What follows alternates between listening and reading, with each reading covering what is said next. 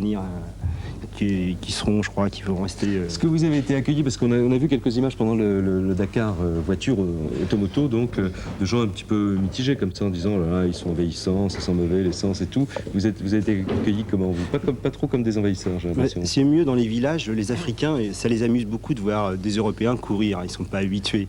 Ouais. Alors bon, c'est une population qui est très souriante, on a été frappé par les sourires des enfants, et ils nous suivent naturellement. C'est-à-dire que quand on s'amusait un petit peu avec eux, qu'on lançait la balle, on leur disait allez courir avec le coureur, ouais. Il y avait tout le village qui courait avec le coureur. Vous aviez un coureur sénégalais avec vous également, je crois, qui avait pris le départ de la Tour Eiffel, parce qu'il était parti de la Tour Eiffel le 24 décembre. Il a eu des petits problèmes, je crois, en route, lui. Il a eu des petits problèmes, je crois que le changement de climat, ça l'a pas tellement aidé. Il a été un peu frigorifié. À la traversée du Morvan, il y avait quand même pas mal de neige. Et puis bon, il y a eu des problèmes. Il n'a pas tellement pu courir tous ses relais. Ce qui est dommage, parce que j'espère qu'il y aura l'année prochaine une équipe du Sénégal. Bon, alors justement, donc l'année prochaine, 1988, vous remettez ça?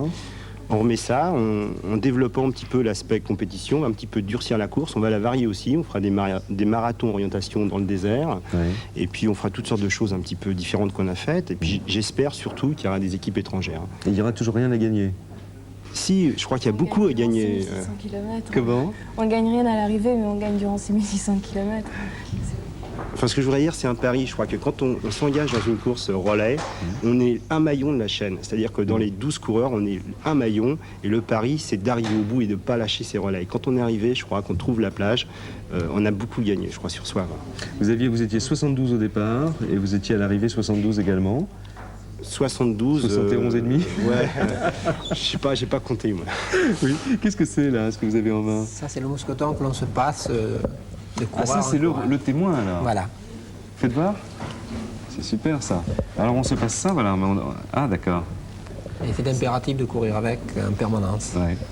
Ok. Bah, écoutez, merci pour le relais. Et puis, j'espère qu'on vous suivra l'année prochaine. Vous avez d'autres projets de course entre-temps ou pas? Il faut s'entraîner pour faire quelque chose comme ça, quand même? Il faut s'entraîner, il faut être marathonien, courir 4-5 fois par semaine à raison de 20 km. Il faut être un bon marathonien, je crois, et aimer le sport, savoir prendre sur soi.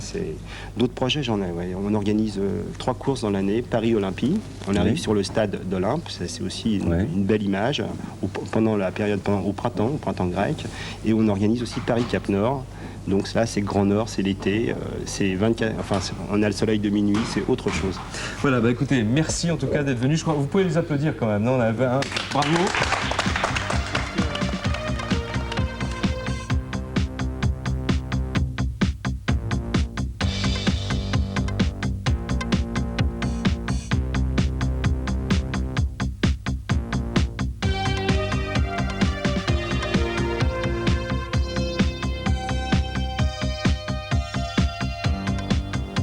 Bien, alors je rejoins donc Philippe Guérin, Patrick Godard, trésorier de cette association de prévoyance donc, des célibataires, Odile Lamouraire, donc, qui est notre sorte de grand témoin tout au long de la semaine, avec peut-être tout de suite Dominique Verdaillan, quelques remarques du Standard ou quelques questions?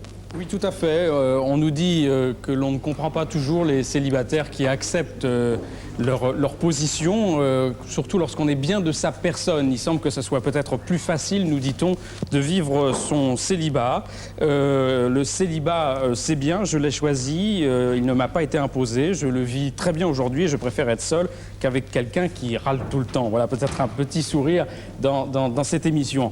Vous savez qu'on a beaucoup parlé d'aide aux personnes en difficulté pendant l'hiver dernier. Alors, je vous propose d'écouter le témoignage de René Labatz, qui est l'un des membres du groupe de recherche et d'action en faveur des personnes qui vivent seules, qui essaye de défendre ceux qui sont seuls, sans enfants à charge, je le précise, entre 25 et 65 ans. Est-ce qu'on parle de nouveaux pauvres? Est-ce qu'on peut parler de nouveaux célibataires, Madame Labatz? Allô? Allô? Oui, je disais, on parle de nouveaux pauvres, doit-on parler de nouveaux célibataires? Oui, alors écoutez, on parle beaucoup de nouveaux célibataires dans les masses médias, mais l'on confond très souvent des célibataires, et l'on donne en exemple des célibataires qui ont une vie très facile, très aisée. Alors qu'il y a parmi les célibataires beaucoup de gens, en fait, qui actuellement constituent ce que l'on appelle les nouveaux pauvres. Et il y a à côté d'eux beaucoup de gens qui ont des revenus moyens et qui, on peut le dire, vivent vraiment, vivotent et en termes plutôt vulgaires, tirent le diable par la queue. En quoi consiste votre action? Comment vous les aidez? Est-ce que vous les aidez personnellement ou collectivement? Alors, notre association est une association de défense et de promotion pour les intérêts des hommes et des femmes qui vivent seuls. Et nous essayons également de faire reconnaître la place des gens seuls dans la société actuelle. Parce que très souvent, nous sommes oubliés, méconnus et ignorés, que ce soit des pouvoirs publics ou de la société en général. Et notre association ne résout pas le problème individuel des adhérents. Par contre, il essaie, par des démarches collectives, de faire avancer les problèmes qui sont les problèmes justement de chaque personne qui vit seule, sur un plan économique surtout, et sur un plan psychologique également. Mais c'est par un travail collectif que nous essayons de faire avancer les choses. Très bien.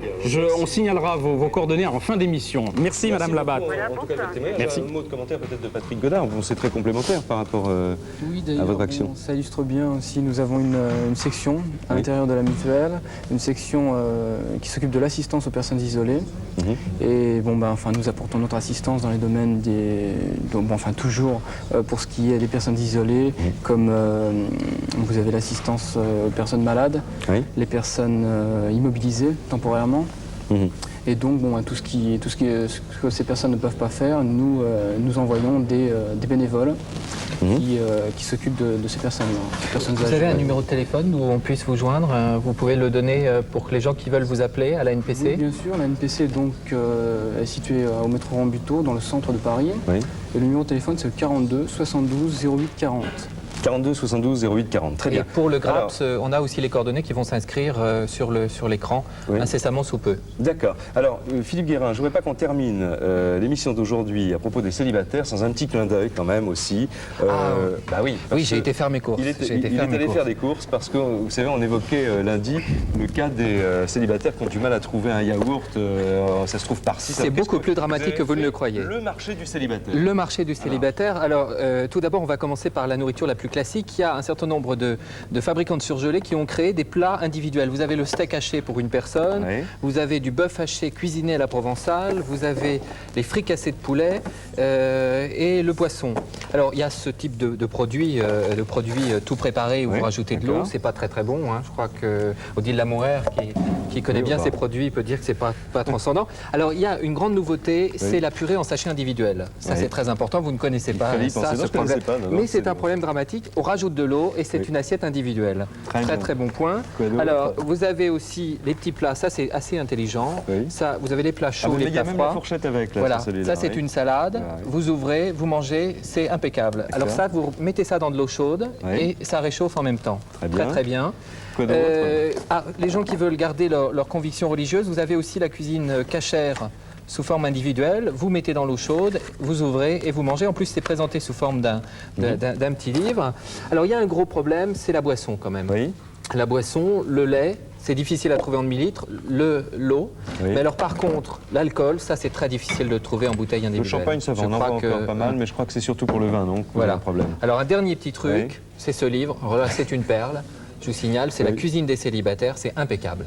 Très bien, voilà. Ben, nous terminerons donc sur ce passe à cabas. table. Et si vous voulez avoir, évidemment, si vous voulez avoir des détails supplémentaires, vous nous envoyez un petit mot. Dans un petit instant, je retrouve Dominique Verdaillan au standard.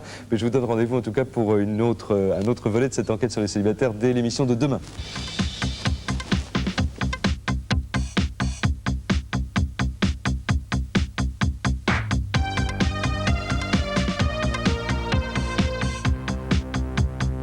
Bien, alors on a été très long. On fait signe qu'on a été très long à propos des célibataires. Peut-être un petit coup d'œil quand même général sur ce qui est arrivé sur les autres invités de Ligne Directe d'aujourd'hui.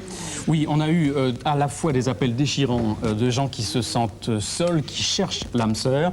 On n'est pas ici pour répondre à leurs besoins, on est simplement ici pour tendre l'oreille, pour essayer de comprendre leurs problèmes. Et puis surtout aussi des appels de gens qui disent eh bien, il y en a assez en fait fait de considérer le célibat comme un côté un peu marginal, si vous voulez, de la société, à la fois bon, pour des raisons financières, mais aussi pour des raisons de cohabitation, j'allais dire. Je vous propose, on revient là-dessus demain, hein, sans faute. On essaye de créer des rencontres. C'est promis, c'est juré, voilà.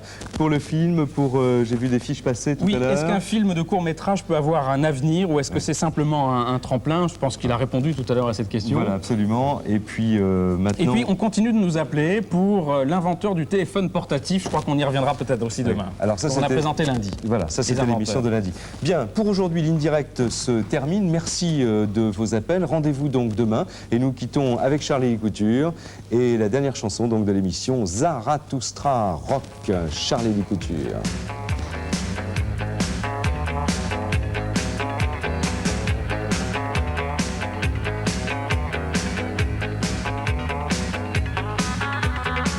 Ils parlent de la vie en spirale, ou bien ils parlent d'un voyage sidérant. Il dit qu'il vient d'une planète cinétique, dans un tourbillon synthétique. Et qu'il écoute le chant des espaces. Il dit qu'il a de grands pouvoirs. Il veut changer les paysages. Il dit qu'il faut stimuler les espoirs.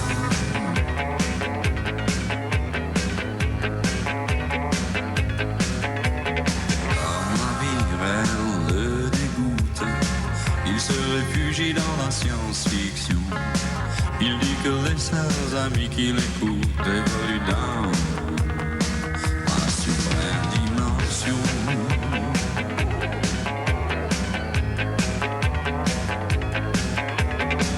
Il dit que les fils du grand architecte pourraient reconstruire le monde.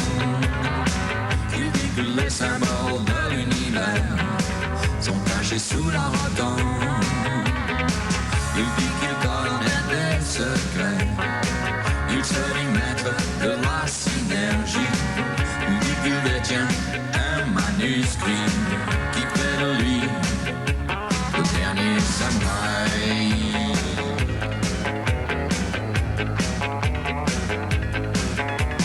Quand la vie le dégoûte, il se réfugie dans la science-fiction. Il dit que les seuls amis qui l'écoutent évoluent dans la suprême dimension.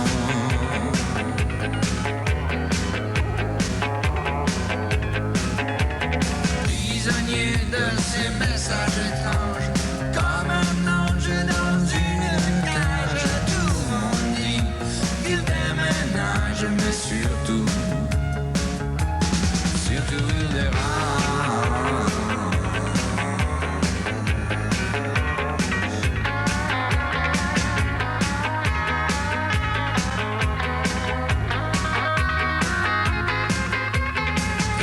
Il danse comme un chaman. Il dit que Lovecraft ne fut qu'un interprète. Il dit ma place n'est plus ici. Un jour je devrais disparaître.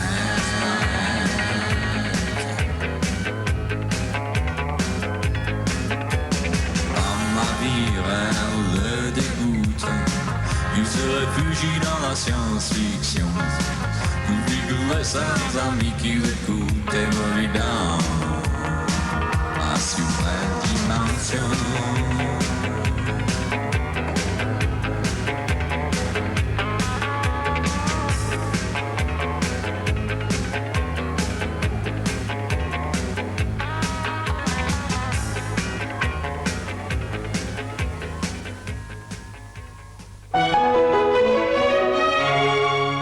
C'était